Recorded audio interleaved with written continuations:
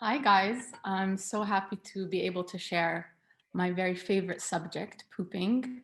I am a writer and also a yoga teacher, so very connected to the body and very interested in manifestations of poop and toilets around the world.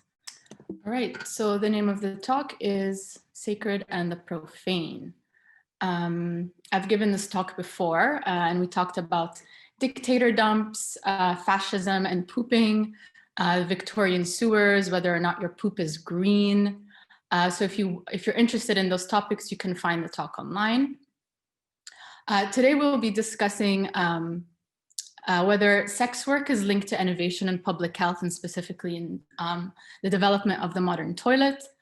I'm very interested in the question of dignity around the world and how different toilets will actually reflect different cultures' view on dignity.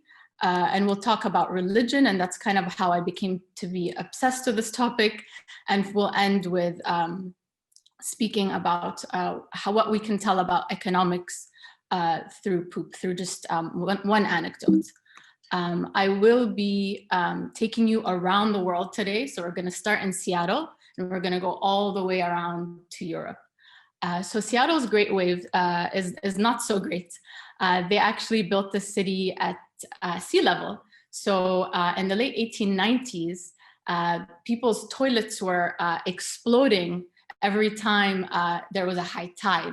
And there was something called a night soil worker, and that's someone that would come to your house on a horse-drawn carriage to clean up the poop that had exploded overnight in your bathroom. So this wasn't a sustainable solution, right? So what they ended up doing was raising Seattle, the entire city, by 10 meters. And the way that they could afford to do that was by using their entertainment tax money. Now, the entertainment tax was actually 90% of the city's revenue at the time, and that was 1892. And it was made up of seamstresses, the entertainment industry in Seattle, and seamstresses were actually sex workers. So we actually have sex workers to thank for Seattle not exploding with poop every time there's a high tide. So we go over then to Japan. So when we think of a Japanese toilet, we think super modern, super high tech. But actually, according to someone called Rose George, wrote a book called The Big Necessity about toilets. Japan was actually known by the 4Ks for its toilets.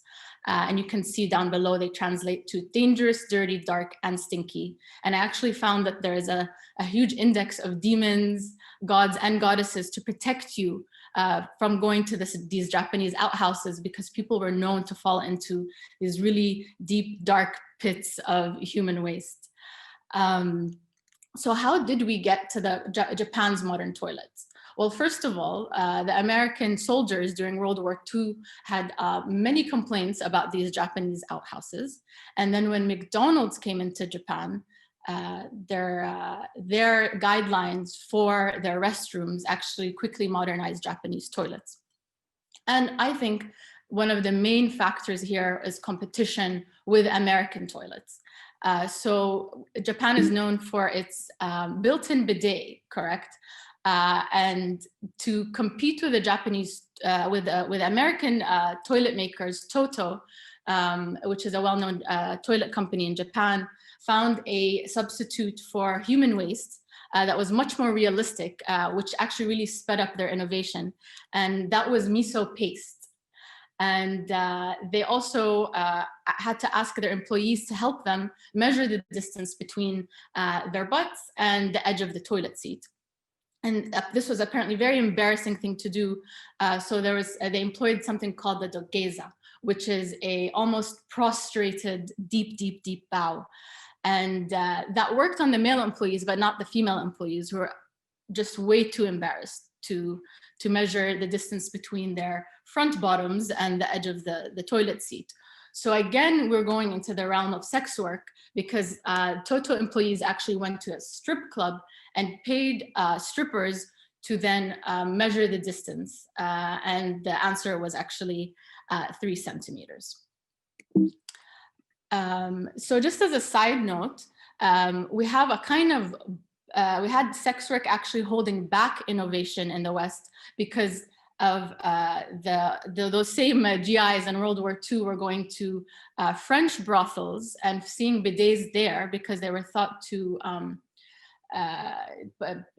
bring down the number of sexual disease and also pregnancy. But it then gets kind of associated with kind of it being immoral, the bidet, and hence why it doesn't make it over to the US. So back to Japan, we can all learn so much from what's happening, but also we get a kind of a look into some of the gender disparities in Japan through the toilet. I loved seeing this app that you'll see on the left of the screen, where not only do you learn where there are available public toilets in cities, but also where there are baby changing mats, handicap accessible toilets and things like that.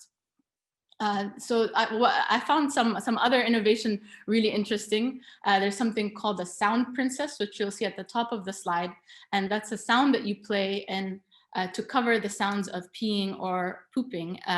And you only find them in women's bathrooms, which is interesting, that there's a taboo on the sounds of women, not the sounds of men. You also have something called the marriage saver. And that's actually a mechanism by which the toilet seat is brought down automatically for men, so that there are no fights about putting the toilet seat down. We moved to China, where I thought it was interesting that there's actually a goddess who is the goddess of concubines, but also the goddess of the latrine. And we can talk more about her and her story in the Society of Skeptics, if you like. And I read about something called the Nihao toilet. And that's the hello toilet, given that you'd be able to say hello to your fellow peers and poopers. And this was actually phased out of China with the Beijing Olympics, although apparently you can find them. So culturally, the West and global culture there's a big popularity of individualism right now. And it's made us insist on the mineness of the toilet. So people tend to find such a public toilet maybe horrifying or lacking dignity. But I'd like to make the argument that actually having a super public toilet is maybe better than having no toilet at all. Because we're seeing in big cities like London, and the UK in general has lost a third of its public toilets in 2 decades, and that's before Corona. And it's actually really affecting people's standard of living, the lack of public toilets. So I'd like to tell you why I came to this topic to begin with. I'm obsessed with the shataf, and it has many names that I found in tourism forums, and that's the handheld bidet. And I was living in Beirut at the time, and I was really confused as to why I was finding the shataf or the handheld bidet in some public restrooms and not others. And I slowly started to realize it was somewhat of an East-West Beirut thing, and eventually I realized it was actually a Christian-Muslim thing. And I was trying to think of why.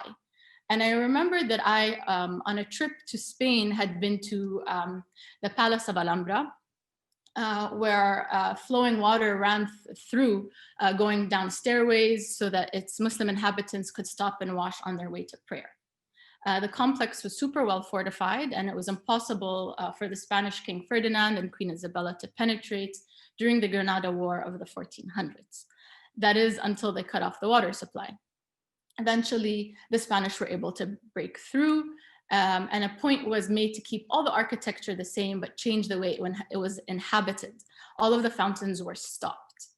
And I found this quote from, I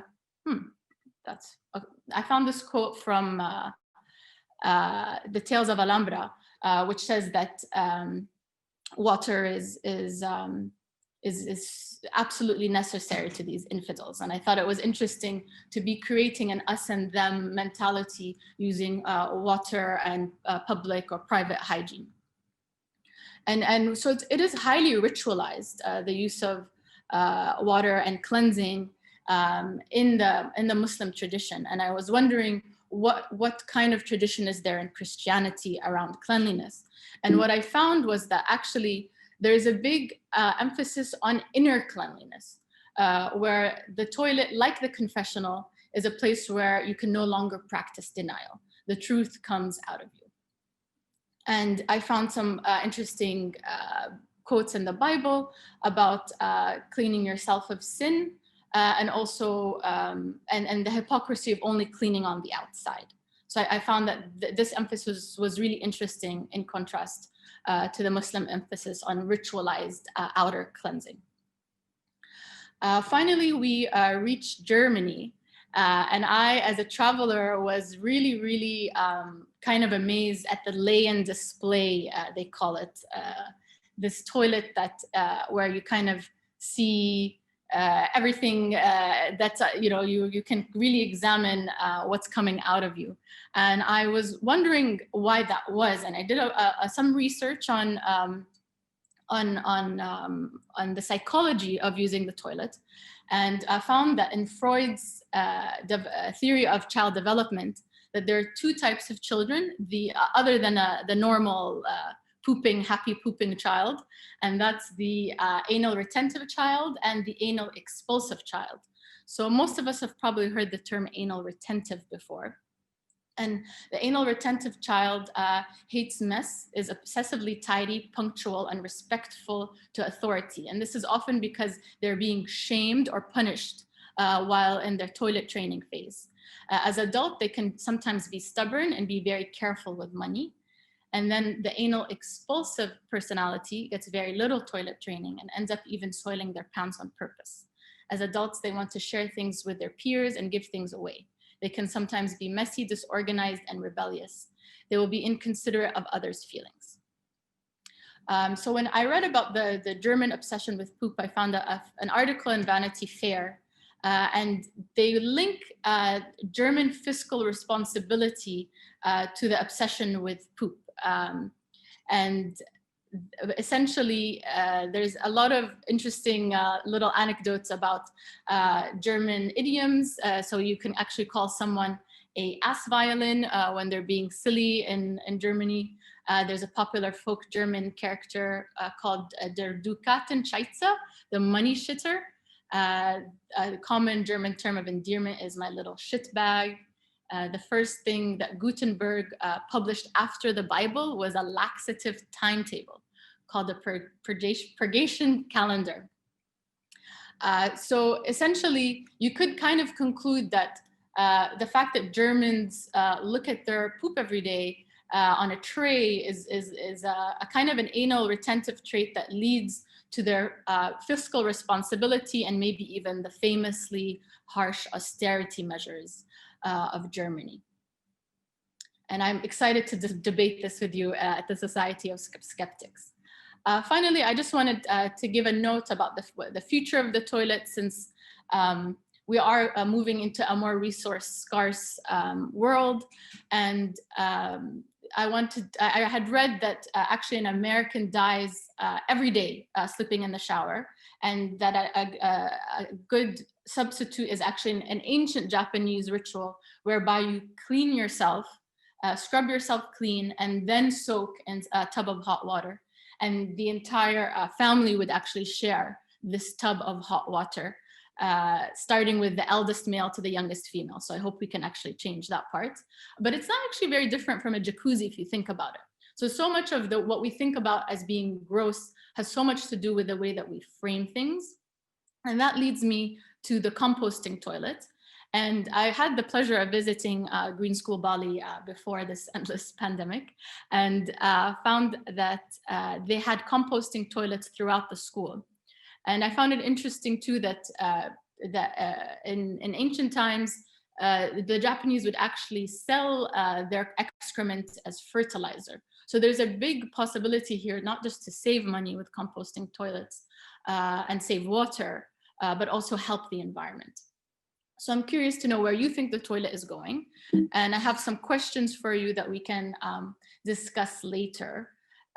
Things about whether gender neutral toilets will actually help us overcome gender disparity, and what are the pros and cons.